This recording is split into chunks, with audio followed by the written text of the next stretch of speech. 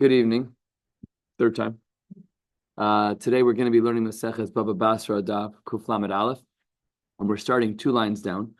Over the last many blot, we have been analyzing the opinion of Rav Yochanan ben Beroka. Rav Yochanan ben Beroka was a little bit of a, I want to say outcast. He was a little bit of a chudash. He was a pioneer. That's the word I'm looking for. He was a pioneer in one of his shitas, which was to say that the person who was giving the Yerusha had the capacity to say to his children, I'm sorry, we're not following the Torah's rules. You don't get 2x and x. It's x minus x, whatever. You can do whatever you want. There's a lot of latitude. So the Gemara wants to know the scope of Rav Yochanan ben Beroka. And 2 lines down, the Gemara begins with this request. Today we're going to learn until the bottom of Kuf Lamed Amud Beis, the very last word. And as you can see on the top of Kuf Lamed Beis, we're going to learn to the bottom of Kuf Lamed Aleph Amud Beis. And on the top of Kuf Lamed Beis Amud Aleph, you'll see Boy Rava again, right? So we have, today we're just learning one, it's really 2 separate sugyas, but one clean sugya about a question from Rava, and then one side sugya as well. So the Gemara wants to know, Boy Rava, when Rav Yochanan ben Beroka said that there is some latitude with a Yerusha, that I can control what the children get, was that bibari? Hey, how would that work out if the person was healthy? In other words, Kikama Rabbi Yochanan ben Beroka b'shchiv meira debar orosihu.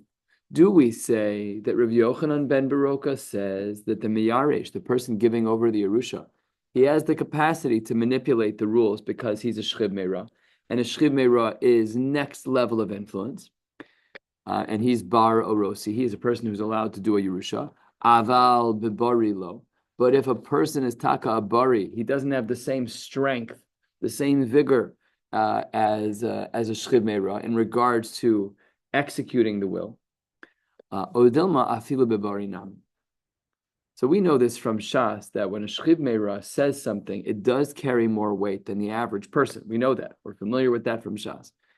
When Rabbi Yochanan ben Beroka said his rule, was he talking about just a shchiv meira, or was he talking about even a bari? This is the Gemara's question. Says the Gemara as follows: Amar le Rav Misharshia l'Rava Tashma. I'll give you a raya, a lengthy one, but a raya nevertheless. And the Gemara says 6 lines down on Kuf Lamed Aleph Amud Aleph. The Amar lo Rabbi Nasan the Rebbe. Shanisa Mishnaschem ke Rabbi Yochanan ben Beroka. Your Mishnah is like Rabbi Yochanan ben Beroka. Now, the backdrop to the language of your Mishnah is that Reb Nasan lived in Bavel, and Rebbe lived in Eretz Yisrael. And Rebbe wrote the Mishnahs. So if Rebbe is saying your Mishnah, it's like a shtickle, it's your Mishnah. I have my Mishnah, you have your Mishnah. I don't mean it in a guy, but he was above, he was Rabbeinu HaKadosh. I'm saying he's, but there was obviously a difference between the Torah Satanoim. That's why we have Talmud Bavli, and we have Talmud Yerushalmi. We have, the Mishnahs don't differ too much between them, but there are differences. So what was the Mishnah that we saw in Maseches Ksubis? The Mishnah says 6, 7 lines down on Kuf Lamed Aleph, Amud Aleph, Ditznan. What does the Mishnah say?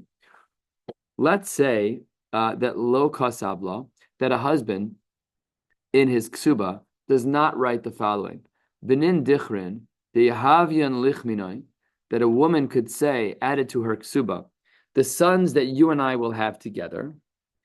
Inun yartun kesef ksuvayich, those children, the children that you and I have together, she says, they will get my ksuba, yoser al chol kehen de'im achuhon. They'll get it more above and beyond whatever they would have gotten from their normal portions. But she wants to earmark her ksuba from the time she gets married. She wants to earmark the money in her ksuba for the children that she'll have with this husband. What's going on here? So let's say that Ruvain first was married to Rachel, and they divorced. Now Ruvain is marrying Shoshana. And Shoshana says, I know you have a family with another person. Got it, I understand. But my ksuba, says Shoshana, is going to go to our children, not to your children that you had with Rachel. It's going to go to my kids. So it says the Gemara, this Mishnah in Ksubas, if you don't write the Benin Dichrin clause that the money should go only to our children, says the Gemara, it doesn't matter. Chayev. You're still obligated to only pay out the ksuba to her children, to her shared children, Shoshana and Ruvain. Shetnai bezdin, because this is considered to be like a tnai bezdin. Now, this is interesting. What is this tnai bezdin? This sounds a lot like Rabbi Yochanan ben Baroka, who says that there's latitude in how we can execute the desires of the person who is giving the Yerusha. Now, what's unique over here is that this guy wasn't a shchiv meira, as we'll soon see. He was about to get married. This is benin dichron, is a clause that's added to a ksuba. This person wasn't a shchiv meira. He's 25 years old. He's about to get married. He's about to propose. He's writing this woman a ksuba, and he wants to make sure it's a kedasu chedin. And she says, I need you to add the benin dichron clause. And says the Gemara, Va'amar lo Rebbe. Rebbe responds to this Mishnah, and he says, Yispun Tanan. It shouldn't say in the Benin Dichron clause, Inun Yarsun Kesef Ksuvayich, that they should inherit like a Yerusha, but rather Yispun, they should take. In other words, code word for this isn't a Yerusha, but it's a gift. And then after Rebbe said that, and this is such a fascinating thing to happen because we wouldn't assume that it would have happened. Rebbe was a little contrite over his comment. And look what he says. V'amar Rebbe, Yaldus Haisabi. There was some childishness in me. V'he'azti pnei panai v'nasan hababli. And I was brazen in the face of Nasan hababli. This is amazing. So in other words, Rav Nasan hababli's version of the Benin Dichron clause, when Shoshana says to her new husband, I know you have a family with Rachel, I got it, but my ksuba, should it ever be paid out, will only go to my children that I have with you, not to your children that you have with Rachel. Even if that's missing, says the Gemara, it's still a T'nai Bezin like Rabbi Yochanan ben Baroka. And then Rebbe says, no, it's Yispun. The language of the Benin Dichron clause was Yispun, that it was a gift. And then Rebbe was contrite about this. And the Gemara says, Ela Dekai Malan, really, what should we understand in regards to the Benin Dichron? And there should be the word ksuvas here. It should be the ksuvas benin dichron lo tarfami mishabde. And why was Rebbe contrite about his opinion that he pushed against Reb Nasan? Because really, in general, and we've learned this already in Maseches Ksubis, that the benin dichron clause that Shoshana says, I only want my ksuba to go to our children, is only true in regards to one area, which is lo tarfami mishabde. That money can never be collected from karka that's meshubad. Now, isal kadaitach yaspun tanan. If really in the benin dichron clause it was a gift, like Rebbe wanted to posit, but then why wouldn't it be collected from karka from meshubadim? It's a gift. You owe me money. It's no different than a shtar chov. Ella says Rebbe shmami no yartun tanan. It must therefore be that I was wrong. And the language was really Yartun Tanan. So he showed some contrition. Fascinating. Again, I'm sure there's more going on here, but very, just again, like the way we use the word is childish. Like that's Pasha, not what's happening here. Just again, I don't know what it means, but just they're saying the Lashon B'nai Adam of 2024, we would translate the word you're acting like a yelad. You're acting like a child, which obviously isn't what it means. Now, man shamasle the islay hai svara, who would agree to this? That it says that there's a Yerusha, and the Benin Dichron clause allows for Shoshana to stipulate that her ksuba will only go to the children that she shares with Reuven. Who is that? So says the Gemara. That must be Rav Yochanan ben Baroka and Ushmamina, by virtue of the fact that the timing of this stipulation is in a ksuba. That shows us that it's afilu bibari. Beautiful. So the Gemara asked our question. When Rav Yochanan ben Baroka says that there is some latitude in the establishment of a Yerusha, that it can go to person X instead of person Y, person A instead of person B, was that only by a shchiv meira or even by a bari? The Gemara brings a raya from the Mishnah in Maseches Ksubis. This Mishnah can be found on Daf Nun Beis Amud Beis, as it says on the side here, and this is true even bibari. Now the Gemara asks an awesome side question, and this intersects with a general Shas discussion. Halfway down on Kuf Lamed Aleph Amud Aleph. Amar le Rav Papa le Abaye, Bein Laman de Amar Yispun, Uvein Laman de Amar Yarsun. I don't care what shita you hold. You want to say like Rebbe's initial answer that really the Benin Dichron clause said Yispun, or no, like Reb Nasan positioned and posited that it was Yarsun. Ha'ena the Makam Davar Shilo Balolam. This is the time of the ksuba. They haven't even had their children yet. She's going to say that down the road, my children who we don't even have yet are going to be kone, the Yerusha, when my ksuba is put into effect. but it's davar shelo bala olam. Kids don't even exist. The afilu the Reb Meir the Amar adam makna davar shelo bala olam. And even according to the Mekil Shita, which is sometimes the Machmer Shita, that we are makna davar shelo bala olam. Hani mili, even according to Reb Meir, that's true ledavar sheyeshno ba'olam. That's only true if the recipient is in existence, even if the item isn't in existence, right? So I can say, if I have my son Elisha's in yeshiva now, every egg born in the chicken coop goes to Elisha. Okay, it's davar shelo bala olam, but the recipient is in yeshiva. But here, even Rav Meir would say that there's no makna davar shelo bala olam, because what is her stipulation? Shoshana says to Reuven, "I know you have kids with Rachel. Got it. We're a new married couple. I understand. We'll need some couples therapy. We're going to be fine." Then the Gemara says, "Wait 1 second. The recipient isn't even alive. The Yerusha that you want to say might happen is not in existence yet because it's dependent on whatever would lead to the giving of a ksuba. But the recipients aren't even alive yet. You haven't had the children yet. This is your ksuba. You haven't been together at all. You can't have children." So the Gemara is bothered by this. About davar she'eno ba'olam at all. Look, Ella, what must we say about this this discussion of Yispun and Yartun? Ella Tnai Bezdin Shiny, Hachanami Tnai Bezdin Shiny. It must be that what we are talking about over here is not about Rabbi Yochanan ben Baruka at all, but rather it's a Tnai Bezdin about Benin Dichrin. Namely, that when a woman gets married and it's the husband's second marriage and she's about to have children, build a family with this guy, it's a Tnai Bezdin, not because of Rabbi Yochanan ben Baruka. It's not because you have Morgan, no. The Chachamim instituted. Tnai Bezdin. The Bezdin instituted that when a woman gets married and the husband had children previously through another marriage, it's not even her stipulation. Benin Dichrin is a Tnai Bezdin, that she is allowed to earmark the money of her ksuba to go straight to and only to her own children. Amar Le, so this was what Rav Papa had said to Abaye. Rav Papa had said to Abaye that it must be that it's a Tnai Bezdin. Amar Le, why are you saying that? Mishum de kamafik le b'lashen yartun. Why are you saying that? Maybe it's because of the language of Yerusha, and that's taka exactly what Rav Yochanan ben Baruka says. Why are you going to this weird place? Don't say it's Tnai Bezdin. It sounds exactly like Rav Yochanan ben Baruka. And then Hadar Amar Abaye. Abaye then pivots on his own. This is the day of pivoting shitas. We started with Rebbe, who went back on his own opinion. Now Abaye does the same.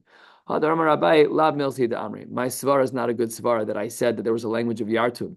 It's not because we have another Mishnah. This Mishnah is also Maseches Ksubis, and it says that let's say that there's a Benin Dichron clause, there's also a Benon Nukvan clause. There's also a clause about daughters.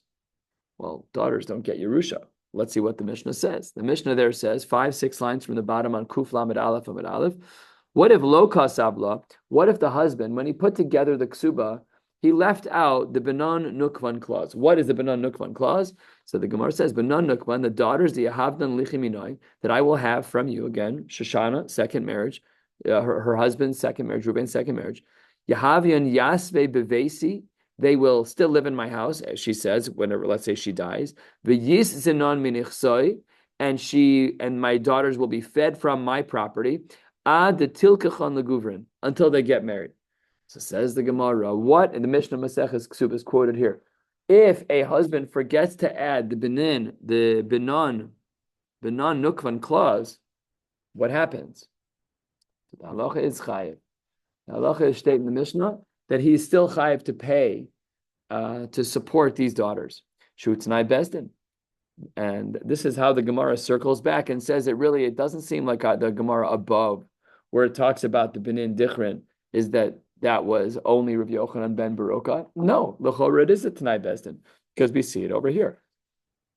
And now, what we see from the Mishnayos and Maseches Ksubis is that we have two different Tnai Bezdin. We have Benin Dichrin, which stipulates that when Shoshana marries Reuben, she can earmark that the ksuba will go to her kids.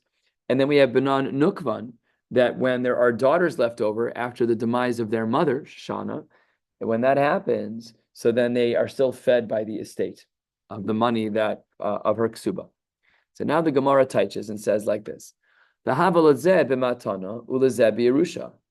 Obviously, the girls, the Benan Nukvan, they don't get a Yerusha when there are boys involved. And her stipulation in her ksuba with the Benan Nukvan clause, talking about the daughters, is that her daughters will be supported until they get married. So says the Gemara, we see that one of these things is Bimatana, referring to the Benan Nukvan. And one of these things is Biyarusha, that's talking about the Benin Dichrin. Each of them clauses in the ksuba. Both of them are Tnai Bezdin. This isn't just Rabbi Yochanan ben Baruka. This is just straight up Hilchos Ksuba. That when a woman is marrying a man and it's his second marriage and he has kids with another woman, so we have two automatic built-in clauses, Benin Dichrin and Benan Nukva. For the Benin Dichrin, that means that she automatically, nothing has to happen, even if he forgets to add the clause. It's probably good, the Shalom Bayis politics, to add the clause, but he doesn't even need to add it. Even if he forgets it, lo kasav, the Benin Dichrin, then she can still earmark the money to go to her children. And the Benan Nukvan stipulates that her daughters will be fed, will be supported by the estate, by her ksuba dollars, even says the Gemara, according to the Rabbanan. So it's really not just Rav Yochanan ben Baruka, which was our initial question in the Gemara. So we initially tried to say that it was only according to Rav Yochanan ben Baruka, says the Gemara Lav Davka. Amarle Rav Nechumi, the East Amri Rav Chananya Bar Minyumi le'Abaye. We don't know who said it, but they said it to Abaye. Turning to the top of Kuf Lamed Aleph from the base. Well, wait 1 second. You've kind of tied these two takanas into a bow, the Benin Dichron and the Benan Nukvan. But the Gemara says, Mimai de Bechad Beidina Iskun. I understand if you want to tell me, says the Gemara, if they're in the same Bezdin, I got it, no problem. But if they're in different Batei Din, how can you put them together to say that they're all one Tanai Bezdin? Mehechatesi. Dilma betray Beidina Iskun. Maybe the clause of Benin Dichrin and the clause of Benan Nukvan were not added in the same Bezdin. Says the Gemara, Lo Sal Kadaitach. You should not make such an assertion that this happened in different periods of time. Diktani Resha, because we have in the Resha also a Gemara Maseches Ksubis. Ze Medrash Darash Rabbi Elazar ben Azariah Lifnei Chachamim Bekerem B'Yavne. This is your alma mater, no? You learned right there, same exact place, within a matter of meters. Are you too? No, nothing is the same exact. Kerem B'Yavne? They think that the original Yavne was like down closer to Rehoboam. Oh, really? Remember that? Yeah, the Kibbutz was there, but I don't think the city of Yavne is not right there. This is not the same place. I didn't know I that. don't think it is, right? Yeah. Fascinating. But they Dafka built the base medrash in rows the same way it was built in rows, which is why it was called Kibbutz. Right. The seats. Yeah. That part I've heard. I didn't hear about the geographical piece. Okay, so what happened? What did Rabbi Elazar ben Azariah say to the Chachamim in Kerem B'Yavne? Habonim Yershu v'Habonos Yizonu. Look at that. These are the two stipulations. They're the two clauses when a woman is marrying a man and he's on his second marriage. Stipulation number 1 is that Bonim Yershu, that she can earmark, and it's automatic, that Bezdin will earmark the money for her sons with this man, not this man's other sons, and their daughters will be fed by the estate. And when does this kick in? Only after the father dies. So says the Gemara, Af banos lo yizanu ela lachar misa sabin. This only applies if their father dies. So it's not just if the mother dies. Like if the daughters still have a father, so then this then doesn't kick in. It's only under specific circumstances. Now, first of the long lines. If you want to say that these two clauses of Benin Dichrin and Benan Nukvan were in the same exact bezdin, look, they both smell the same, sound the same, and taste the same. They're very, very similar. But if you want to say that Benin Dichrin and Benan Nukvan were established in two different Batei Din, how would they have matched them so beautifully and so perfectly? They're kimat the same exact thing. One of them is for the boys. We break the rules in order to is a Tanai Bez, and we override what we would have thought was the norm, because really we learned about this already. Who does the Yerusha follow? Yerusha follows the husband. Echatesi, that she should have any power to decide what happens with the money that falls to him. So that's a chiddush. So the Gemara says that obviously there's a takana for the boys and a takana for the girls. So therefore, it must be that they're in the same bezdin. Says the Gemara, mimai. That's ridiculous. Why? Really, first there was in one bezdin in generation, I don't know, 3 of the Amoraim, whatever it is. It's actually, these are Tanaim. So let's go back to Tanaim. So says the Gemara that really they were betrayed Beidina Iskun. Ubeidina Basra, the latter court, which was establishing the Bina Nukvan clause, Tikkun, Kibeidina Kama. They matched it to the original Benin Dichrin, so that they look the same. So that they don't look funny. But why do you have to say that they're the same exact thing? So if we just go back a little bit, what we were trying to say on the bottom of Kuf Lamed Aleph Amid Aleph, we had tried to say that everything is in the same bezdin, and therefore it's Mo Rabbanon. The Gemara says, no, it's not necessarily Mo Rabbanon. And therefore, we actually end our Gemara in a little bit of murkiness. This sugya, we're not done for the day. Sorry, I didn't mean to. We're not done. But the Gemara says, we're really not sure, is our case like Rabbi Yochanan ben Beroka or not? We could learn it both ways. We're not sure. We're just a little unclear. Requires more work.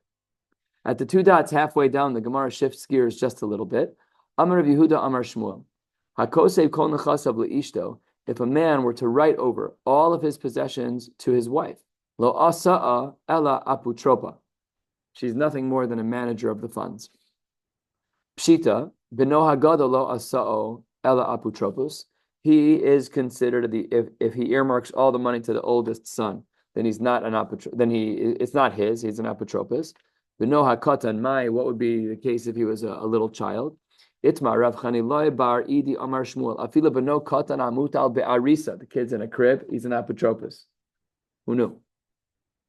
Says the Gemara, Pshita beno acher. What if you beno ve'acher? If you have a son and another person, so the acher is b'matana uvno apotropos. If you're earmarking your money outside of the family, pashat, that's a gift because they're not shaykh to Yerusha anyways. Obviously, you're giving them a gift, and the son is just going to become an apotropos for whatever funds you give him. Skip the parentheses. Ishto arusa, the ishto grusha, b'matana. I mean, these are not women that you're very close to. I mean, an arusa nowadays, we're messed up in that. But back in the day, they barely knew these people. 5 minutes. They met before the chuppah. They met 12 months ago. They met for a few minutes. Then they went back to their hometown. So they weren't so close. So with an arusa, it's got to be a matana. I mean, you're not like, please excuse me, you're not in love yet. You don't have a relationship. You're not going to give her your Yerusha. So if you're saying that it's not a Yerusha, it must be that it's earmarked. And with a grusha, pashut, you guys aren't the best of friends. And if you say I'm earmarking it or it's not Yerusha dollars, it has to be a matana. Lastly for today, bas eitzel habanim. If you have a daughter amongst boys, ve'isha eitzel ha'achim. If you have a woman and up against her brothers, and money's been earmarked either to the bas or the isha, or ve'isha eitzel b'nei habal, or a woman against her husband's sons from a previous marriage, mahu. What would be the din in those cases? Would we say apotropos? Would we say matana? Hamaravina mishmei de Rava bekulhu lo kanu, should be kanu because it's multiple cases. Lo kanu, none of the cases are chal. Levar mi ishto arusa, the ishto grusha, because those are clearly matana, and the other ones are possibly apotropos. The Gemara doesn't articulate what we think about the other cases, but they're probably apotropos. And Rav Avira mishmei de Rava Amar, he says no. Rav Avira mishmei de Amar says bekulhu kani, all of them are kone. Levar me ha'isha etzel ha'achin. The isha eitzel b'nei bal. Everything is kona except for those, because in those circumstances, it's really out of bounds to give the isha before the achin and the isha before the b'nei habal. So machlokes in regards to these people.